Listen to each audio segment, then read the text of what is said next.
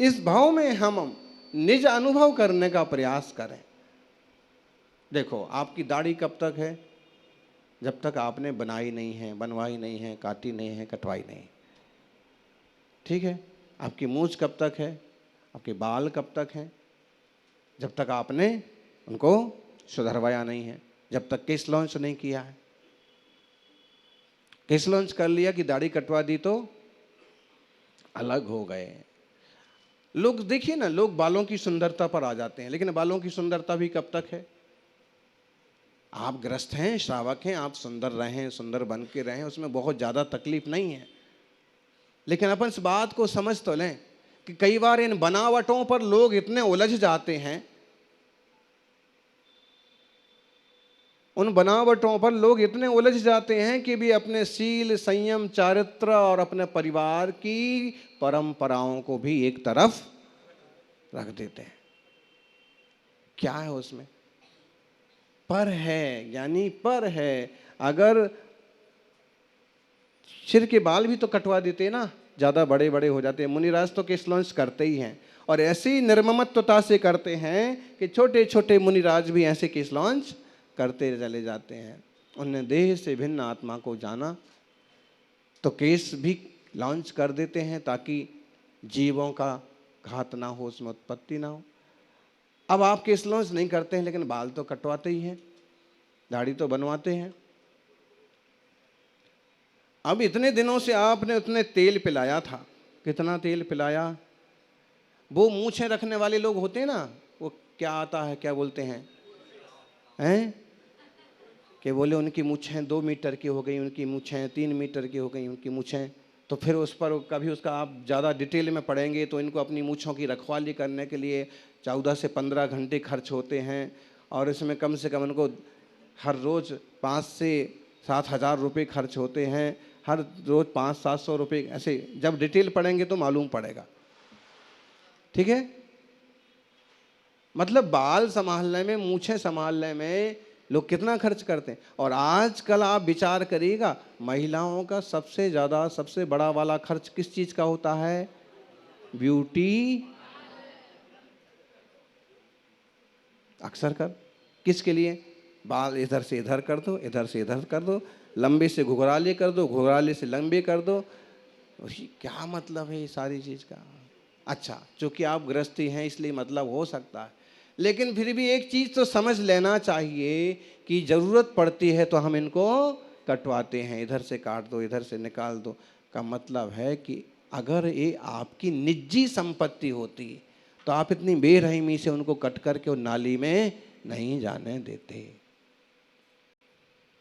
आप कहोगे निजी संपत्ति तो है, कितने दिन से इसको रखवाली कर रहे थे, कितने दिन से रखवा रहे थे, कितने पहले वो ऐड आती थी क्या, लंबे घने काले बालों के लिए, तो पहले हम वो ही कर करके इतने लंबे काले कर लिए।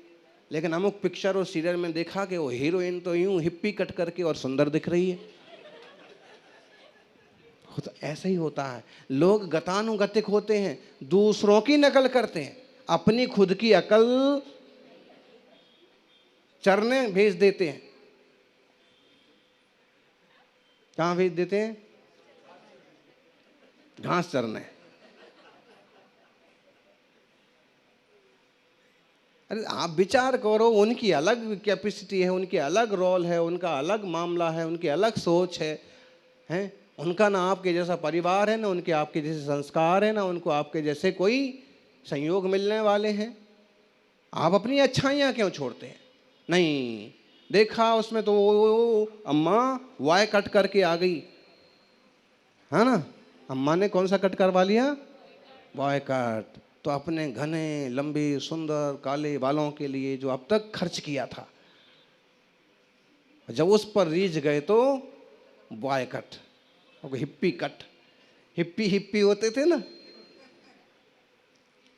आप समझ रहे इसका, हम ये उदाहरण दे रहे हैं, इसका मतलब समझ रहे हैं आप? इसका मतलब है कि जैसे बाल भी पराये हैं, जब हमें अनावश्यक लगते हैं तो उनको कटवा देते हैं।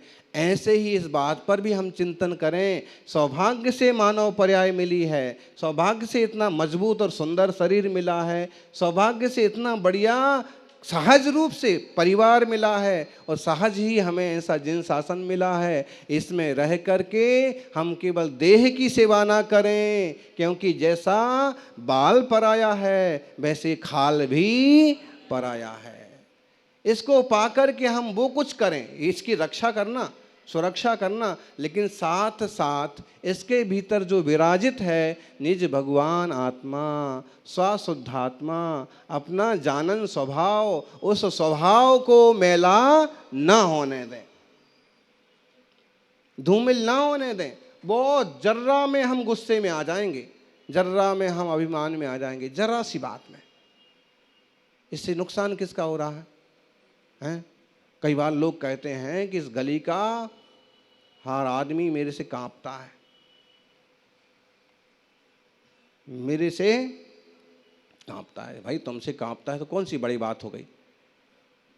तुमसे तो अकेला गली का आदमी कांपता है, अगर शेर निकल पड़े तो दिल्ली का हर आदमी कांप जाएगा। इसमें बड़ी क्या बात हो गई? ये बड़ी बात नहीं कि तुमसे हर आदमी कांपता है, बड़ी बात तो तब हो कि जब आप निकलें और हर आदमी आपसे जय जिनेंद्र करे। भाई साहब, क्यों? क्योंकि कांपना वो वाली बात हो गई कि आप एक तरह का रुतवा रखते हैं, एक तरह का रौब झाड़ते हैं, आप तरह बात बात में गुस्सा हो जाते हैं, और लोग कहते हैं ये आदमी आ रहा, रे जरा हट जाओ, जरा सा धक्का लगेगा अभी हाल बखेड़ा खड़ा कर देगा, है ना? तो वो उसका मतलब हुआ कि आपके विभाव के कारण से लोग दूर हैं, और जिसमें आपको जय कि जिनेंद्र बोलना चाहते वो आपके अच्छे स्वभाव से परिचित हैं, बहुत मीठे आदमी हैं, बहुत सरल हैं, अच्छा बोलते हैं। इतने अमीर होने के बाद भी, इतने बड़े होने के बाद भी, पद होने के बाद भी, तो स्वभाव की कीमत होती है। स्वभाव माने आत्मिक निर्मलता, और विभाव मतलब क्रोध, मान, माया आदि। ये हमारे लिए नुकसानदायक हैं और ये हमारे लिए फायदेमंद हैं। जिन वाणी हमें शांत, सहज, आनंद में रहना सिखाती है, क्योंकि वो हमारा स्वभाव है। हमारा स्वभाव क्या है जी? और इस स्वभाव की जब खबर आती है तो मोक्ष के प्रेमी कर्मों से लड़ते देखे, मखफल पर सोने वाले भूमि पर चलते देते। फिर उसमें उदाहरण आता है किनका? सुकमाल मुनिराज का। सरसों का दाना जिनके बिस्तर पर चुभता था, हैं? काया की सुध नाही गीदड़ तन भगते देखे। वो फोटो गलत नहीं है, मंदिर में जो लगे हैं बहुत बड़ी प्रेरणा है। आप कोई सामायिक मत करो, लेकिन जहां ऐसे चित्र लगे हैं उसके सामने सिर्फ 2 मिनट बैठो और विचार करो कि मामला क्या है। इतने शक्तिशाली राजकुमार दिख रहे हैं और एक सादा सा गीदड़ इनको खा रहा है। एक लाठी रख लेते, भगा देते, हो सकता था ना? आप विचार करो, महावीर कीर्ति महाराज को मधुमक्खियां खा रही हैं, वो ऐसा नहीं कर सकते थे? क्या कोई चादर नहीं ओढ़ सकते थे? नहीं, ये वीतरागियों का, मुनियों का भेद विज्ञान का मार्ग है, और उनने देह को इतना भिन्न और पर समझा कि गीदड़ भी खा गया तो भी कोई प्रतिरोध नहीं किया। वो आपको पता हो, आजकल ऐसा होता है कि वो जो ये थोड़ा थोड़ा सुनने को मिल जाता हमको, ये जो बाल गोल गोल करवाते हैं ना, क्या बोलते हैं उसको? करली हैं, जो भी है, तो ये गोल गोल बाल करवाते हैं, बालों की वो स्टाइल चेंज करवाते हैं, तो उसमें वो कुछ लोहे वगैरह को कुछ जो उसके होते हैं उसको फंसा देते हैं, क्या बोलते हैं? जो भी रोलर, जो भी उसमें लगा देते हैं, और उसमें बिजली वगैरह का वो रहता है। उसमें कभी कभी ऐसा होता है कि अगर ज़्यादा देर तक वो फंसे रहें तो जलने लगते हैं, धुआं निकलता है, आग लग जाती है। बात ये है कि वो बाल, सिर नहीं जलता है, लेकिन उतने बाल तो जल ही जाते हैं। अब जो अपने बाल गोल गोल करवाने गया था और उसके बालों में इस तरह का दुर्घटना हो जाए, तो अब दुकान वाले का क्या होगा? बताइए, क्योंकि उसकी रुचि इसी तरह की है, उसका ममत्व उसी तरह का है। उसको इससे कोई मतलब नहीं था कि तुम किस टाइप से करते हो, लेकिन उसको अपने बाल गोल करवाना थे, गोल गोल ऐसे दिखना चाहिए मेरे, जैसे वो पोस्टर में हीरोइन के दिखते हैं। और जब हम चलें तो बाल मेरे यहीं उजकना चाहिए, स्पंज होना चाहिए। लोग बहुत, दुनिया इसी ढंग से चलती है, क्योंकि उनने उसका ममत्व तो छोड़ा है, वो उनकी दृष्टि चेंज हो गई है। और इसलिए गीदड़ भी अगर देह को खा जाता है तो मुनिराज का ध्यान नहीं टूटता। आप कहोगे महाराज जी हम गृहस्थ हैं, हमारे लायक कोई बात बताओ। मुनिराज के तो ठीक है, कहानियाँ बहुत हैं, लेकिन एक बात ध्यान रखें, इतने बड़े बड़े घरों के, इतने बड़े बड़े रईसों के बेटे और सारी संपत्तियां छोड़ करके अगर इस रास्ते गए हैं तो इस रास्ते में कुछ तो होगा। कोई पागल आदमी नंगा घूमे तो समझ में आता है कि पागल है, और कोई सबसे बड़ा ज्ञानी हो, जिसने सृष्टि की रचना की हो, जिसने लोगों को जीना सिखाया हो, असी मसी कसी शिल्पकला विद्या वाणिज्य बताया हो, जिसका बेटा चक्रवर्ती हो, और वो अगर दिगंबर अवधूत हो जाए तो उस पर डाउट किया जा सकता है क्या? ऐसा ये श्रेष्ठतम मार्ग है मुनिराजों का, देवशास्त्र गुरु का। हम सौभाग्यशाली हैं कि हमें ये मिला है, हम इसका पालन करें।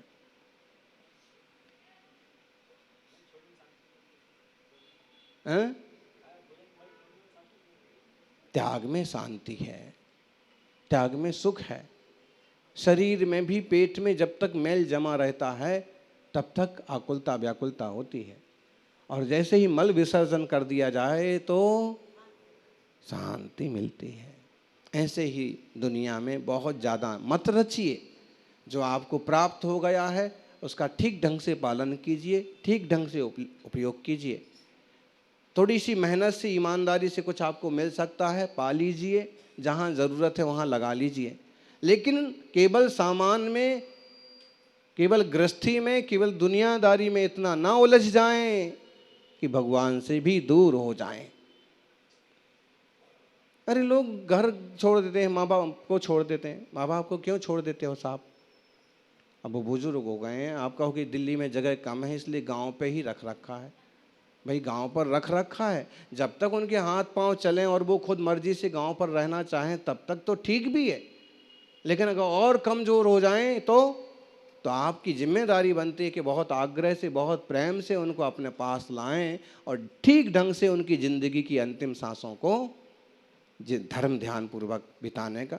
हम कुछ ऐसे युवाओं को जानते हैं, अपने पिता को, अपने दादा को खुद मंदिर लेके आएंगे, पहले काम है, बाद में ऑफिस जाना है, पहले दादाजी को दर्शन कराएंगे।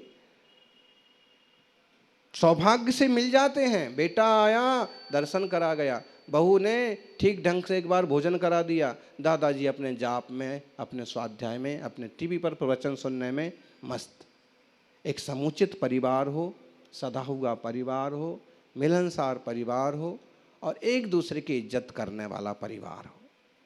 ऐसे परिवारों से एक अच्छा समाज बने और आनंद का जीवन सभी जिएं। जिनवाणी का मार्ग तो यही है कि आप साधना का मार्ग लें। इस एक भाव में हमें वह पाने की कोशिश करना है जो महावीर स्वामी ने पाया है। महावीर स्वामी कितने सुंदर थे जी। बड़ौदा म्यूजियम में महावीर स्वामी का राजकुमार अवस्था का इतना वाला, क्या बोलते हैं इसको अपन, पासपोर्ट बोलते हैं, इतना फोटो, पासपोर्ट तो फोटो बोलते हैं, लेकिन इतना उनका स्टैच्यू उपलब्ध है, मूर्ति उपलब्ध है। हाँ, और उसका नाम जो है, उस मूर्ति का नाम है जीवंत स्वामी, जीवंत स्वामी।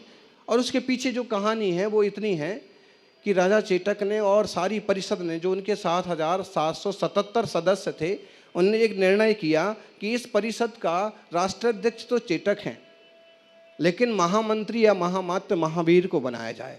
उन सबों ने वो निर्णय कर लिया। महावीर किसी भी हालत में राजनीति और राज सत्ता के करने के विचार में नहीं थे, लेकिन कहते हैं कि उनसे आग्रह कर करके फिर माँ त्रिशला ने भी आग्रह किया कि तुम्हारे नाना ने अच्छा फैसला किया है, तुम्हें जनता की सेवा करने का मन है तो ऐसे भी कर सकते हो।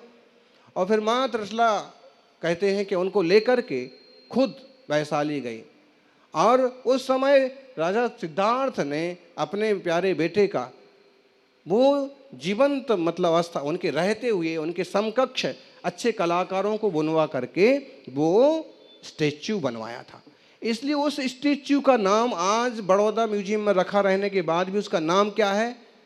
जीवंत स्वामी। जीवंत स्वामी मतलब स्वामी जब जीवित थे, यही अर्थ होगा लगभग। अब तो है नहीं महावीर, और वो पुतला भी कोई जीवित नहीं है।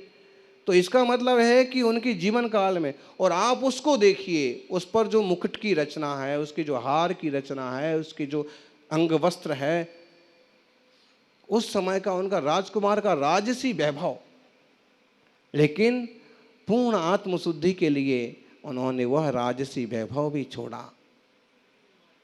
जन जन के कल्याण के लिए महावीर ऐसे ही नहीं बन गए। मंदिर की मूर्ति का दर्शन का मतलब समझना, उससे मंदिर की मूर्ति के दर्शन नहीं होते हैं, उससे हमारी अपनी आत्मा के भी दर्शन होते हैं। वो वीतरागता, वो शालीनता, वो शांति। और कि सम्राट भी जब सब कुछ छोड़ता है तो वो महासम्राट बनता है। राजा जब छोड़ता है तो महाराजा बनता है। गृहस्थ जब छोड़ता है तो संत बनता है। और संत जब सारे विभावों को छोड़ता है तो अरहंत बनता है। बहुत गजब का दर्शन है जैन दर्शन, माने देह से भी आत्मा की भिन्नता कराने वाला दर्शन। बोले मरने के बाद तो दुनिया को लोग जलाते हैं, तुम जीते जी ये सीख जाओ कि देह भिन्न है और आत्मा। आप कहोगे फिर कैसे जिएंगे? बिल्कुल आराम से जियोगे और ज़्यादा आनंद के साथ जियोगे। गृहस्थी भी चलेगी और क्लेश भी नहीं होंगे। जितने ज़्यादा चिपके हैं उतने ज़्यादा दुखी हैं, और जितने ज़्यादा समझदार हो जाते हैं, पहले ही पराया था कोई बात नहीं। तो ऐसे मंगलमय सबका जीवन बने, खूब तरक्की करें, और इस वीतराग जिन शासन के मार्ग पर चलते हुए आपके आचार विचार से छोटी छोटी ही सही जैन धर्म की प्रभावना होती रहे। आपकी आत्मा का भी विकास हो, मंगल हो। जय बोलिए सुमति नाथ।